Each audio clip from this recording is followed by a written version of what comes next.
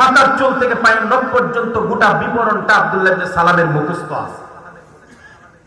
যখন আল্লাহর নবী সাল্লাল্লাহু আলাইহি সাল্লাম মক্কার জমিনে আবির্ভাব হলেন নবী হিসাবে, ইকরা বিসমি রাব্বিকাল্লাযী খালাকের মাধ্যমে যখন ঘোষণা করে তিনি নবী বললেন, আয়া আইয়ুহান নাস। সাফা এবং মারওয়া পাহাড়ের মাঝে দাঁড়াইয়া নবীজি বললেন, ইয়া বানি পাহাড়, ইয়া বানি আব্দুল মুত্তালিব, ইয়া বানি তাহাব।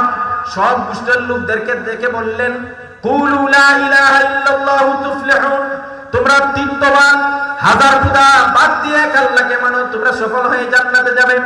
এইভাবে যখন নবী ঘোষণা করে বললেন, আমি আখিরে জামানার পয়গম্বর, আমি শেষ নবী সাইয়্যিদুনা মুহাম্মাদুর রাসূলুল্লাহ সাল্লাল্লাহু আলাইহি ওয়াসাল্লাম, এই খবর মক্কা থেকে ধীরে ধীরে মদিনায় চলে গেল।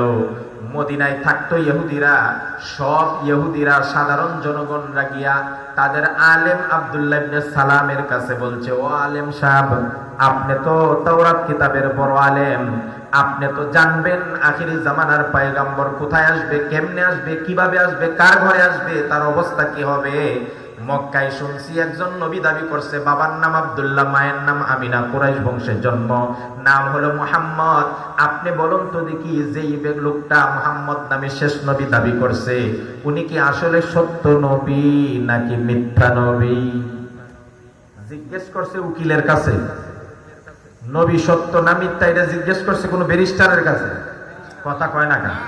না, তাদের গোত্রের তাওরাত কিতাবের একজন আলেমের কাছে জিজ্ঞেস করছে। তুমি তো ভালো জানবে, তুমি বলো উনি কি সত্য নাকি মিথ্যা।